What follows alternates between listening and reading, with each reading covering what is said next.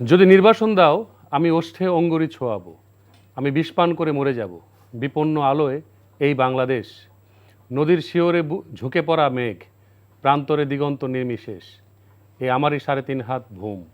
যদি নির্বাসন দাও আমি ওষ্ঠে অঙ্গুরি ছোঁয়াবো, আমি বিষ পান করে মরে যাব। সুনীল গঙ্গোপাধ্যায়ের যদি নির্বাসন দাও কবিতাটি জন্মভূমি বা বাংলার প্রতি কবির গভীর প্রেম ও নিবিড় ভালোবাসার এক আবেগ ঘন দলিল। নিজের মাতৃভূমি থেকে নির্বাসিত হলে তিনি আর বাঁচবেন না বলে বলছেন এই কবিতায়। দর্শক, আমন্ত্রণ জানাচ্ছি এনটিভির নিয়মিত আয়োজন সংলাপ প্রতিদিন আমাদের সাংস্কৃতিক সংগ্রাম অনুষ্ঠানে। আজ আমাদের সাথে স্টুডিওতে উপস্থিত আছেন এই সময়ের অত্যন্ত গুণী দুজন নাট্যকার, এবং আছেন আমার সর্ববামে আছেন লেখক, নাট্যকার এবং গবেষক ইফফাত আরেফিন তন্নি, এবং আরও উপস্থিত আছেন আমার বায়ে আছেন নাট্যকার এবং শিক্ষক অনামিকা মণ্ডল। চলুন কথা বলি তাদের সাথে। কেমন আছেন আপনারা? ভালো আছি, আপনি ভালো? জি, আমি প্রথমে ইফফাত আরেফিন তন্নিকে দিয়ে আসতে চাই। এবার ঈদ কেমন কাটলো, আর আপনার লেখা কোনো নাটক প্রচার হয়েছে কিনা, এটা হচ্ছে প্রথম প্রশ্ন। কথা শুরু করার আগে শুভেচ্ছা জানাচ্ছি আপনাকে এবং এনটিভির দর্শকদেরকে। আর ঈদ অনেক ভালো কেটেছে।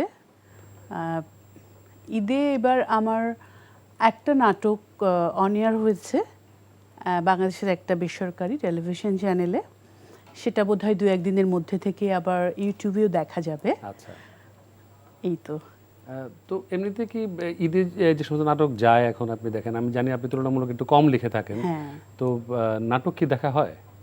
হ্যাঁ, নাটক দেখা হয়, তবে একটু বেছে বেছে দেখা হয়। ধরেন যে নাটকগুলো ভালো শুনি, যে নাটকটা অনেক ভালো হয়েছে, এর গল্প ভালো, সেগুলো তো ডেফিনেটলি দেখা হয়। আচ্ছা, তো এই যে এখনকার সময় আপনি তো দীর্ঘদিন ধরে নাট্যচর্চার সঙ্গে যুক্ত আছেন, এবং এনটিভিতেও আপনার অনেক জনপ্রিয় নাটক, সেই আমরা যদি বলি ইট কাঠের খাঁচা বলি, রমিজের আয়না বলি, আপনি এমন জনপ্রিয় সব ধারাবাহিক এবং একক অনেক নাটক আপনি লিখেছেন এনটিভিতে, সেই 2007 থেকে আমি যদি বলে থাকি, 2005 থেকে। তো এখনকার টেলিভিশন নাটকের মান নিয়ে আপনার মূল্যায়ন কি? আসলে এখনকার টেলিভিশন নাটকের মান নিয়ে কথা বলতে গেলে প্রথমে আমাদের আসলে একটু এভাবে বলতে হয় যে একটা সময় ছিল আমাদের আসলে প্রচারের মাধ্যম কম ছিল। প্রচারের মাধ্যমে কম থাকায় তখন ছিল কি, আর তখন মানে অনেক কোয়ালিটি সম্পন্ন নাটকগুলো তখন প্রচার করা হতো। কিন্তু এই সময় যেটা হয়েছে, আসলে সোশ্যাল মিডিয়ার একটা বড় রকম একটা প্রসারের কারণে ইভেন ইউটিউবে প্রচুর নাটক হয়, অনেক টেলিভিশন চ্যানেল, এর বাইরে যেমন ধরেন ওটিটি প্ল্যাটফর্ম, সবগুলো নিয়ে অনেক কিছু আছে আসলে। তো যেটা হয় যে অনেক হলে তখন আসলে কোয়ালিটিটা ধরে রাখাটাও তো একটা কষ্টের একটা ব্যাপার। আর তার চেয়ে বড় কথা যে আমাদের বাংলাদেশে কতজন আছে অভিনেতা, কতজন আছেন ডিরেক্টর, তাই না, নাট্যকার। তো এগুলো করতে হলে না মানুষের তখন আসলে অনেকভাবে কম্প্রোমাইজ করতে হয়।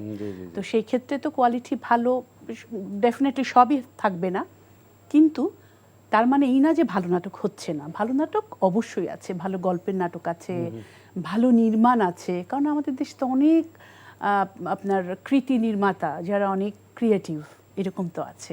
জি জি জি জি, অত্যন্ত ধন্যবাদ। আমরা এই বিষয় নিয়ে আরও কথা বলবো নিশ্চয়ই।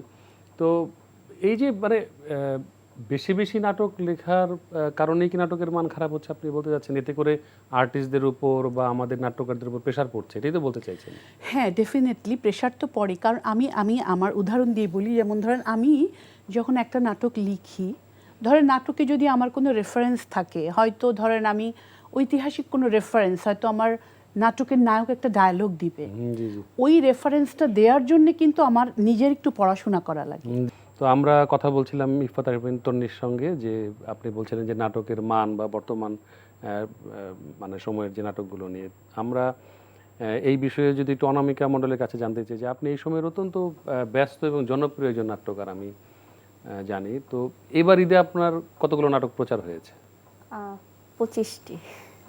হ্যাঁ, আমি এই জন্যই আপনাকে প্রশ্নটি করেছি যে আপনি অত্যন্ত জনপ্রিয় এবং কি বলবো যে খুব ব্যস্ত নাট্যকার। তো এত নাটক লিখলে নাটকের মান ঠিক থাকে বলে মনে করেন?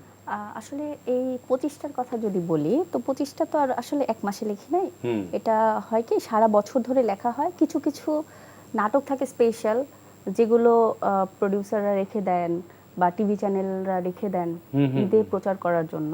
তো এভাবে জমতে জমতে আসলে 25 সংখ্যাটা চলে আসছে। আচ্ছা। এছাড়া মানে সব ব্যস্ততা মিলিয়ে প্রতি মাসে আসলে সর্বোচ্চ 6টা থেকে 7টা নাটক লেখা যায়। জি। মানে এর বেশি লেখা সম্ভব আমার পক্ষে না। তার মানে মানে শুধুমাত্র ঈদকে কেন্দ্র করে আপনি লিখেননি, এগুলো আগে থেকে মানে মানে জমে এসছে।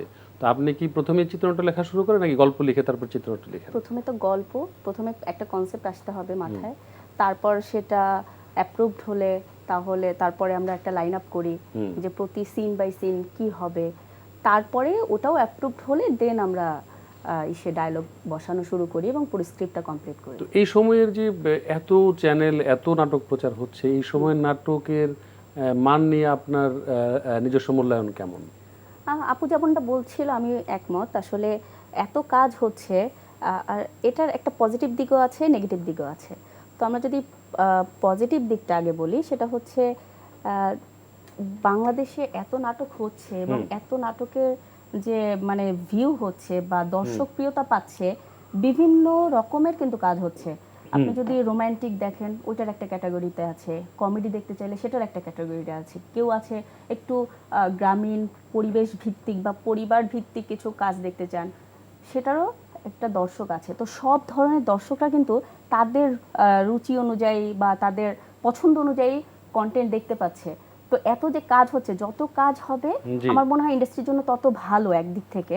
কারণ আমরা যদি সিনেমার দিকে একটু তাকাই, যে সিনেমাতে কিন্তু আগে এরকম প্রচুর কাজ হতো 90-এর দিকে, বিভিন্ন ওই সময় অ্যাকশন হতো, তারপরে রোমান্টিক হতো, তারপরে দেখা যায় কমেডিও হতো, মানে সব রকমের হতো।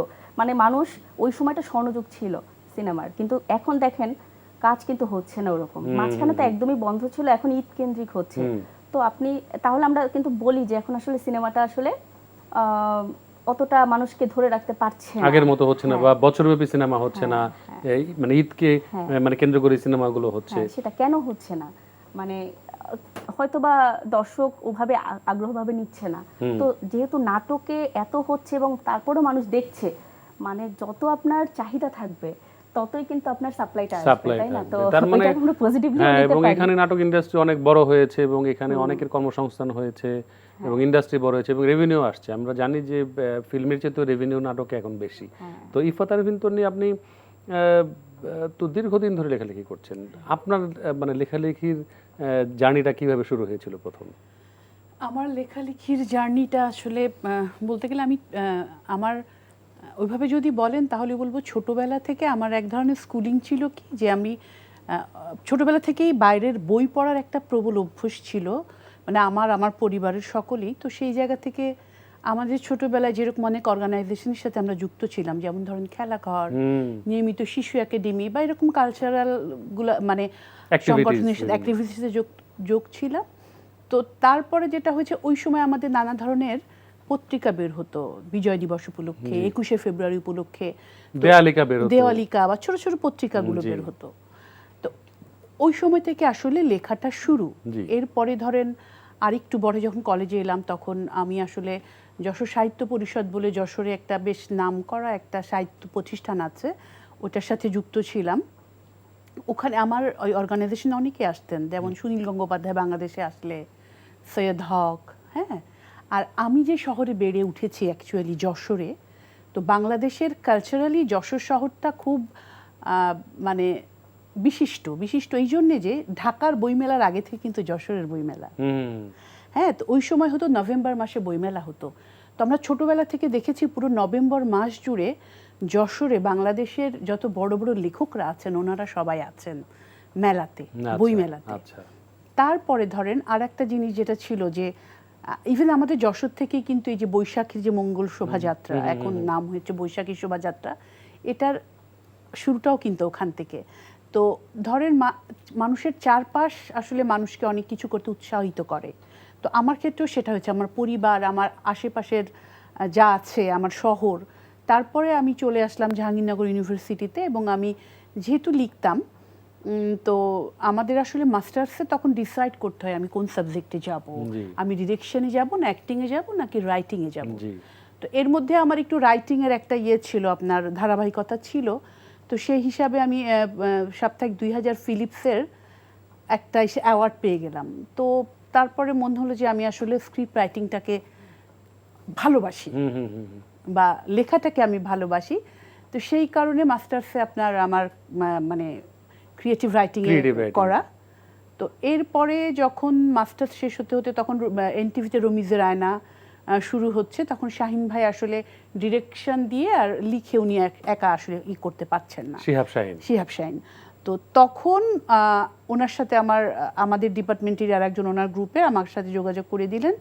তো তখন আমি শাহিন ভাইয়ের সাথে প্রথমে কিছুদিন শাহিন ভাই দেখলেন আমি কেমন লিখি, তারপর আমি রমিজের আয়না শাহিন ভাইয়ের সাথে লেখা শুরু করলাম। সেই শুরু আপনার? হ্যাঁ, সেই শুরু 2005 আচ্ছা আচ্ছা। তো নিশ্চয়ই আরো অনেক লম্বা মানে গল্প আমরা শুনবো সেগুলো। অনামিকা মণ্ডল, আপনি তো কি বলবো যে বললাম অত্যন্ত ব্যস্ত একজন নাট্যকার এই সময়ের। আপনাকে অনেকেই হয়তো চেনেন এখন যে অনামিকা মণ্ডল নাট্যকার হিসেবে, কিন্তু এর পাশাপাশি আপনি শিক্ষকতা করে থাকেন।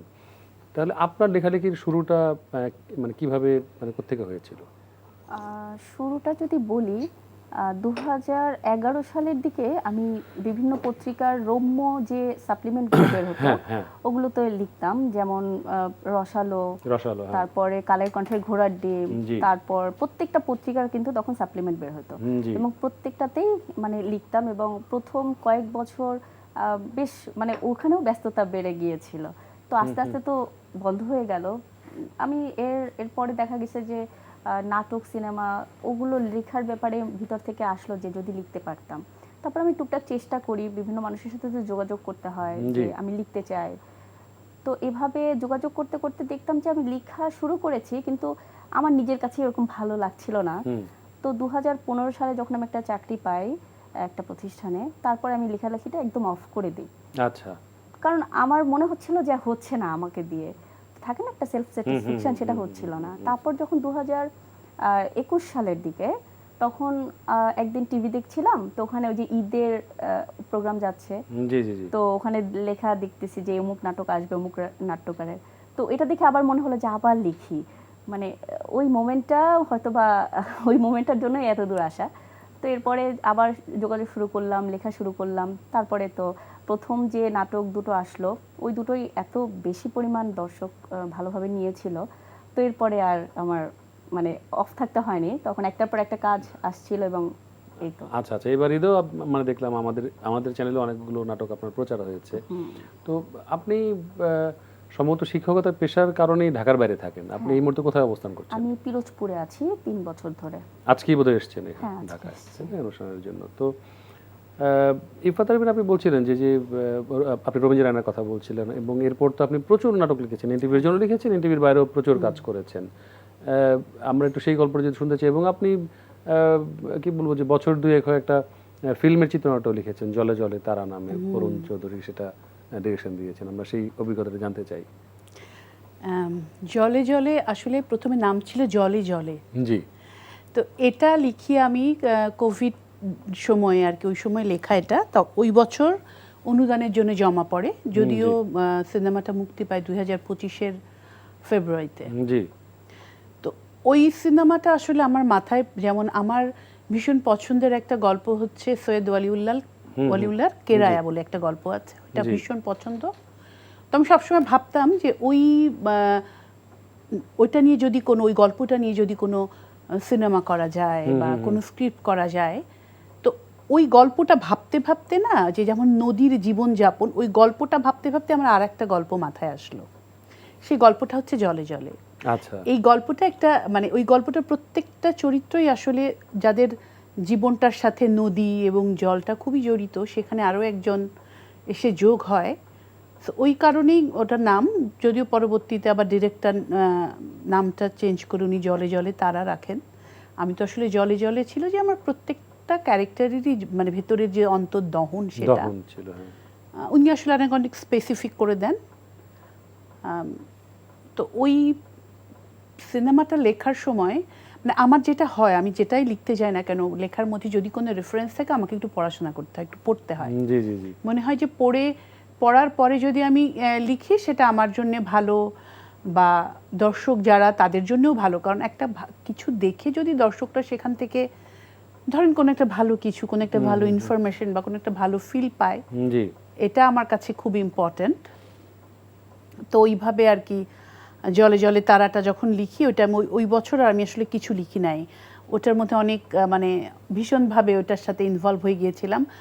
যদিও পুরো ডিরেক্টর যখন ফিল্মটা করেন তখন উনি আসলে আরেকটু ছোট করে ফেলেন সিনেমাটা, তবে আমার জন্য সবচাইতে বড় পাওয়া আর কি এটার পরে, এটা যখন আমরা দেখলাম যে এটা পেয়েছে, অনুদান পেয়েছে, এরপরে আমাকে সুবর্ণা মুস্তাফা ফোন করেন, আচ্ছা বরেণ্য অভিনেত্রী। উনি বোধহয় তখন সেন্সর বোর্ডে ছিলেন, উনি বললেন যে তুমি তো খবর পেয়েছো, তোমার একটা চিত্রনাট্য এরকম পেয়েছে, অনুদান পেয়েছে। আমি বললাম হ্যাঁ আমি সুবর্ণা আমি তো দেখেছি। উনি বলল যে তোমার আমি ছিলাম তো আমার খুব পছন্দের হয়েছে তোমার স্ক্রিপ্টটা, বাহ, এবং আমি চাই যে তোমার স্ক্রিপ্টটার উপরে সঠিক জাজমেন্ট হোক। উনি এটা বলেছিলেন আর কি। তো ওইটা আমার কাছে খুব বড় একটা পাওয়া, যে আমরা জানি তো সুবর্ণা মুস্তফা, উনি ওনার এডুকেশন, ওনার প্রজ্ঞা, ওই জায়গাটা, ওনার একটা অ্যাপ্রিসিয়েশন আসলে অনেক বড়। জি নিঃসন্দেহে। আমরা আরো গল্প করব। তো অনামিকা মণ্ডল, আপনি সংসার করছেন, শিক্ষকতা করছেন, এর পাশাপাশি এই যে লেখালেখি করছেন, এত সময় কোথায় পান, বা পরিবার থেকে সাপোর্টটাই কিভাবে আসে? পরিবার থেকে অনেক সাপোর্ট আসে। আমার হাজব্যান্ড সে খুবই সাপোর্টিভ, বরং আমি কখনো যদি আটকে যাই, থাকে না মানুষের রাইটিং একটা ব্লক কিন্তু মাঝে মধ্যে আসে যে হ্যাঁ লেখা যাচ্ছে না, তখন আমি গল্প শেয়ার করি।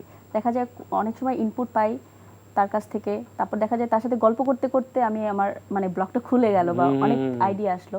তো এই দিক থেকে আমি খুব সাপোর্ট পাই। আমার বাবা মা তারা খুব সাপোর্ট করেন। দেখা যায় যে সংসারের অনেক কি বলে অনেক কিছু নিয়ে আমার মাথায় ঘামাতে হয় না তাদের জন্য। তো সবকিছু মিলিয়ে আর কি সময় হয়ে যায় আর কি, করতে হয়, মানে এটা একটা নেশার মতো।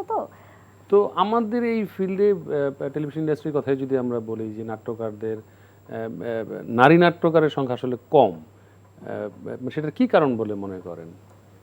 হয়তো বা সাংসারিক চাপ হতে পারে। আচ্ছা, ইফাত তন্বীর কি মনে হয় যে মানে একজন নারী লেখক হিসেবে, যদিও আপনি পড়াশোনা করেছেন একেবারে এই বিষয়ের উপরে, আপনি একদম মানে আপনার শুরুটাই হয়েছে লেখালেখি দিয়ে, তো এই যে একজন নারী লেখক বা নাট্যকার হিসেবে আপনাকে কি ধরনের চ্যালেঞ্জের মুখোমুখি হতে হয়েছে? নারী লেখকের আসলে সবচেয়ে, ও যেটা বললো অনামিকা, সেটা হচ্ছে সবচেয়ে বড় যে সাপোর্ট, ফ্যামিলির সাপোর্টটা খুব ইম্পর্টেন্ট। যেমন ধর আমার মা কলেজে পড়াতেন, সো আমার পুরো পরিবারের এক ধরনের মানে আমি যেটাই করি সেটা বিষয়ে সাপোর্ট ছিল, কারণ আমার আম্মা যখন উনি স্টুডেন্ট ছিলেন তখন আমার মাও লেখালেখি করতেন, একসময় বেগম পত্রিকায় লিখতেন। সো ওই জায়গা থেকে পরিবারের একটা সাপোর্ট, যদিও আমার অন্য দুই বোন তারা একেবারেই ধরেন একজন সরকারি আমলা আর একজন প্রফেসর, তো কিন্তু আমার হাজব্যান্ডও আবার খুবই সাপোর্টিভ আমার লেখালেখির বিষয়ে। এবং সাপোর্টিভ তো ওই বিষয়ে আমার হাজব্যান্ডের আরেকটা জিনিস আছে, আমার হাজব্যান্ড প্রচুর পড়াশোনা করেন এবং হিস্ট্রি বা অন্য যে কোনো বিষয়ে। তো এখন যেটা হয় যে হয়তো আমার অনেক কিছু আছে যে আমার বই খুঁজে বের করতে ইচ্ছে করছে না, আমার হাজব্যান্ডকে বলে সাথে সাথে রেফারেন্সগুলো দিয়ে দেয়, সাথে সাথে ধরেন কোথা থেকে আমাকে নিতে হবে সেগুলোও বলে দেয়। যে এই সাপোর্টটা আসলে ধরেন আমাকে এখনো লেখার প্রতি যে এক ধরনের ভালোবাসাটা রেখেছে। তবে আরেকটা মজার কথা বলবো, একটা মানে ঘটনা শেয়ার করতে চাই। যেমন আমি তো টেলিভিশন নাট্যকার সংঘের সহসভাপতি ছিলাম, তো আমাদেরই এক্সিকিউটিভ বডির একজন বলছে যে আমি তো আপা নাটকে আমার তো আলাদা বাসা ভাড়া করে থাকি। আমি বললাম কেন? বললো যে ওখানে বসে আমি লিখি। আমি কেন, আপনার বাসায় লিখতে সমস্যা কি? তো উনি বললেন সমস্যা না, এই ছেলে কেঁদে উঠবে, ছেলের মা রান্না করছে, তরকারি কুটিবাটি সব দেখলো জন্য তো লিখতে পারি না। বলে কেন, আপনার এসব সমস্যা হয় না? আমি বললাম কি জানি, আমি যখন লিখি হয়তো আমার ছেলে সে বলে মা আমার এই হোমওয়ার্কটা, সে হোমওয়ার্কটা আমাকে করে দিতে হয়। আবার আমার কাজের মহিলা হয়তো যে আমার মানে হেল্প করে, উনি হয়তো বলে যে কি রান্না করব বা এইটা আপনি রান্না করে দেন। আমি তখন লেখাটা রেখে আমি গিয়ে এটা রান্না করে আসি, বা আমার ছেলেকে হোমওয়ার্ক করে দিই, বা ওর হয়তো টিফিন কি হবে সেটা রেডি করি, এইভাবে লিখি। তাহলে তো মানে এখানে বলতেই হচ্ছে যে একজন পুরুষ নাট্যকারের চেয়ে মহিলা নাট্যকারদের নাটক লেখার ক্ষেত্রে অনেক বেশি চ্যালেঞ্জ নিতে হয়, হার্ডলস, লেখাটা একটা হার্ডলস। যাই হোক, তো অনামিকা মণ্ডল, আমরা মানে এখন দেখি যে প্রায় অধিকাংশ নাটকই কমেডি আঙ্গিকের, বা রোমান্টিক কমেডি বা পিওর কমেডি, বা একটু স্থূলতার দিকেই যাচ্ছে আমি বলবো, যে একটা মানে এভারেজ যদি আমরা বলি যে অধিকাংশ ক্ষেত্রে। তো এই ক্ষেত্রে কি নাটকের মান ক্ষুণ্ণ হচ্ছে কিনা, বা সৃষ্টিশীল জায়গায় সমস্যা হচ্ছে কিনা? কারণ আমি যতদূর জানি, আমি নিজেও যেহেতু নাটকের মানুষ, আমি বলতেই পারি যে কমেডি সবচেয়ে কঠিন কাজ। হ্যাঁ, সেটা অ্যাক্টিংয়ের ক্ষেত্রে মানে আমি অ্যাক্টিং পার্সপেক্টিভে বলি, আর যদি আমি লেখালেখির জায়গা থেকেই বলি, তো সেই জায়গাটা আপনি কি মনে করেন? হ্যাঁ, মানে মান কিছুটা কমছে, এটা অস্বীকার করার কিছু নাই। দেখা যায় অনেক ধরনের কাজই হয়, এমনও হয় যে নাটক দেখতে বসছি, কিন্তু পুরোটা দেখতে পারি না। পুরোটা কি, অনেক সময় দেখা যায় যে 5 মিনিট দেখলাম বা 2 মিনিট দেখলাম, তারপরে আমার আর দেখা হয় না, পরে আমি আরেকটাতে যাচ্ছি। তো মান অবশ্যই, সব কিছুর মান তো ঠিক মতো রাখা সম্ভব না, এত কাজ হচ্ছে। হ্যাঁ, তো এর জন্য মানের দিক থেকে কমতি হচ্ছে, এটা অস্বীকার করার কোনো উপায় নাই। ওই যে আপনি একটা কথা বলছিলেন যে যেহেতু এখন নাটকের চাহিদা বেশি, প্রচুর নাটক লিখতে হচ্ছে, প্রচুর নাটক হচ্ছে, সেই জায়গাটা থেকে যে হয়তো এটা একটা ইফেক্ট পড়ছে।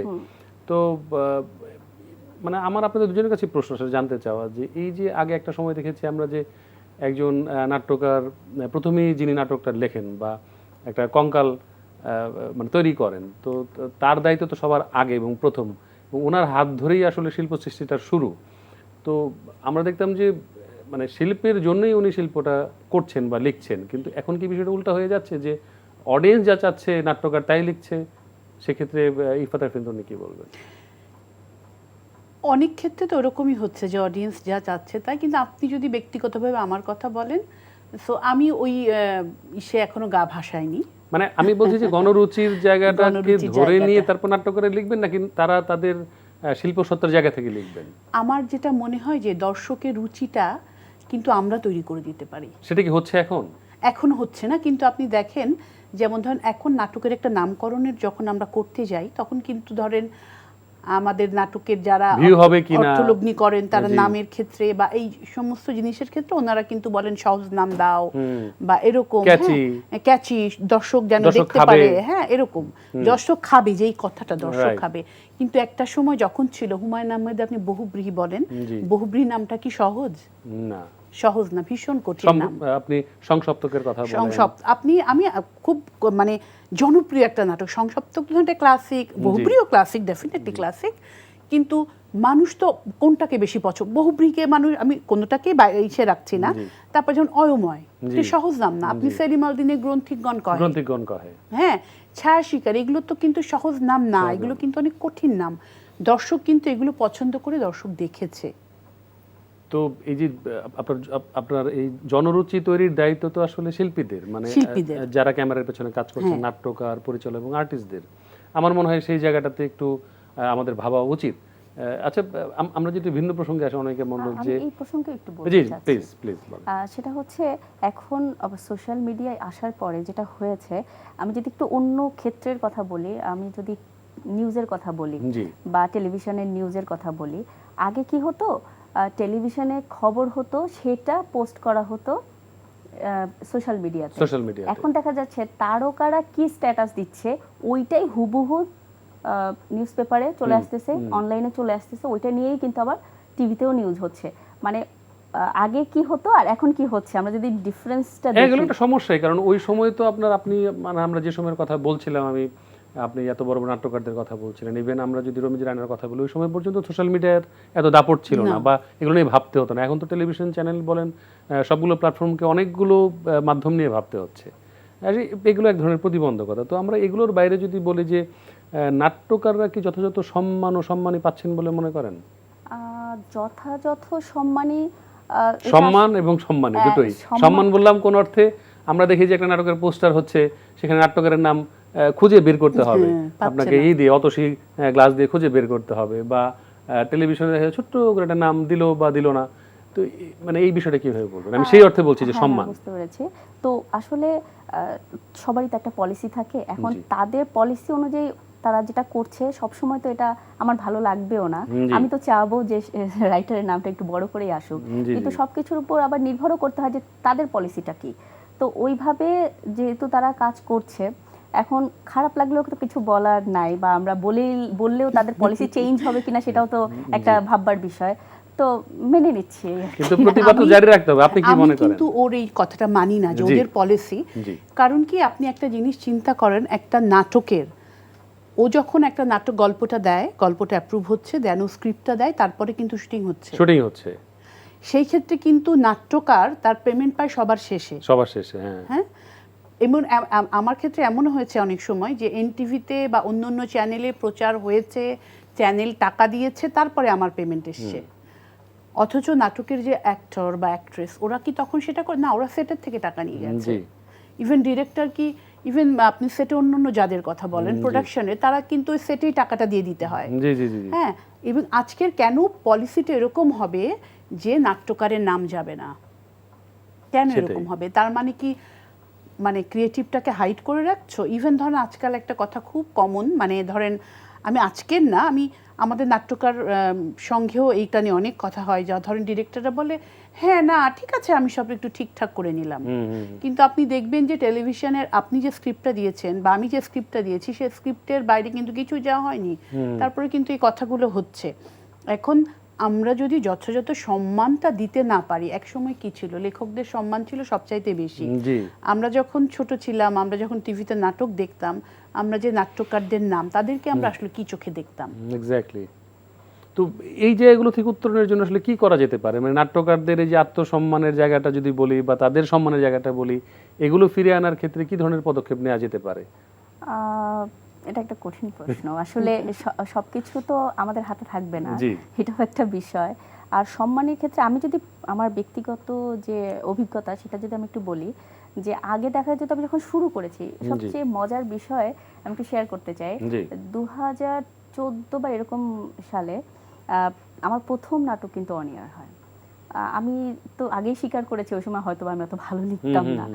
তো যখন নাটকটা অন এয়ার হয়েছে, কিন্তু আমি ওইটার সম্মানই পাইনি। এবং আমি যখন ডিরেক্টরকে বললাম, তো ডিরেক্টর বলল আপনাকে টাকাও দিতে হবে। তো বলছে নাম তো গিয়েছে। হ্যাঁ। তো এরপর আমি আর কথা বাড়াইতেই পারি জি, নাই। জি, জি। তারপরে হলো কি, আর এখন বর্তমানে যে অবস্থাটা, ওনারা টাকা নিয়ে বসে থাকেন যে টাকা না দিলে আপনি স্ক্রিপ্ট দেন না। মানে না, ওটাও না, আমি এখন স্ক্রিপ্ট দিচ্ছি কিন্তু আমি জানি যে আমার টাকাটা চলে আসবে, কারণ তার পরবর্তী কাজের জন্য আবার আমার কাছে আমাকে আসতে হবে। এক্স্যাক্টলি এটাই সফলতা আমি বলবো। যে এই মানে এই পাতাবেন আপনি বলছিলেন যে আপনি কোনো একটা গবেষণায় যুক্ত আছেন এবং সেটা নাটক নিয়ে, সেটা যদি আমরা একটু সংক্ষেপে জানতে চাই আপনার কাছ থেকে। নাটক নিয়ে আসলে গবেষণাটা হচ্ছে যে আমরা যে মানে আমাদের স্ক্রিনগুলা যেটা আর কি আপনার সামাজিক মাধ্যম বলেন বা টেলিভিশনের মাধ্যম বলেন, আমরা আসলে কতটুকু দেখাচ্ছি, মানে যেটাকে আপনি হয়তো বলতে পারেন সেন্সরশিপ, কিন্তু আমার সম্পর্কটা হচ্ছে আপনার অ্যারিস্টটলের পোয়েটিক্স, ভরতের নাট্যশাস্ত্র এবং রূপ গোস্বামীর উজ্জ্বল নীলমণি। আসলে সিনেমা তো একদম নতুন, টেলিভিশন নাটক তো আসলে আমরা সিনেমারই আর একটা রূপ বলতে পারি যে টেলিভিশনে, কিন্তু আদিতে কি ছিল নাটক, থিয়েটারে। ওই থিয়েটারের নাটকের একটা গ্রামার আছে, যে গ্রামারটা আমরা পাশ্চাত্য নাটকে পাই অ্যারিস্টটলের পোয়েটিক্স থেকে। অ্যারিস্টটলের পোয়েটিক্সে অ্যারিস্টটল অনেক কিছু বলে দিয়েছেন, সেইভাবে আমরা যাই। সো আমাদের এই মানে প্রাচ্যে ভরতনাট্যশাস্ত্র এবং একেবারে আমাদের এই বাংলার হচ্ছে রূপ গোস্বামীর উজ্জ্বল নীলমণি। সো এখন তো আসলে আমরা আলাদা করে কোনো দেশ, আলাদা করে কোনো রাষ্ট্র বলার থেকে এখন আসলে গ্লোবাল, হ্যাঁ আমরা তো সব গ্লোবাল। তো সেই ক্ষেত্রে আমার গবেষণা জায়গা হচ্ছে ধরেন প্রাচ্য পাশ্চাত্যে এই সব শিল্প মাধ্যমে কিভাবে কি ধরনের সেন্সরশিপ আসলে যাবে বা কি ধরনের নীতিমালা হওয়া উচিত, আমরা কি দেখব কি দেখব না, কি দেখানো উচিত কি দেখানো উচিত না, সেই জায়গাটা। এবং ওই দেখানো উচিত না মানে যেটা উচিত তার মধ্যেও দর্শক কিভাবে আনন্দ পাবে, দর্শক কিভাবে সেই জিনিসটাকে খুব ভালোভাবে উপভোগ করবে, সেই ব্যাপারটাকে অনুসন্ধান করা। বাহ, খুবই চমৎকার। আপনাদের দুজনের সাথে কথা বলে অনেক কিছু জানতে পারলাম এবং খুব ভালো লাগলো। আপনারা দুজন আজকে এসছেন, দুজন নারী নির্মাতা এবং কি বলবো যে লেখক এবং নাট্যকার, গবেষক এবং শিক্ষক। আপনি সেই পিরোজপুর থেকে এসছেন আজকের অনুষ্ঠানের জন্য। তো আপনাদের দুজনের জন্য শুভকামনা এবং নিশ্চয়ই আবার এনটিভির অন্য কোনো আয়োজন আপনাদের সঙ্গে দেখা হবে, কথা হবে। আপনাদের দুজনের জন্য অশেষ কৃতজ্ঞতা এবং ধন্যবাদ জানাচ্ছি। আপনাকে ধন্যবাদ, এনটিভির সকল দর্শককেও ধন্যবাদ। জি, ভালো থাকবেন আপনারা। আপনিও ভালো থাকবেন। দর্শক, আপনারা দেখছিলেন সংলাপ প্রতিদিন, আমাদের সাংস্কৃতিক সংগ্রাম অনুষ্ঠানটি। এতক্ষণ সঙ্গে থাকার জন্য ধন্যবাদ জানাচ্ছি এবং পরবর্তী অনুষ্ঠান দেখার আমন্ত্রণ জানিয়ে আজকের মতো এখানে বিদায় নিচ্ছি। ভালো থাকবেন সবাই।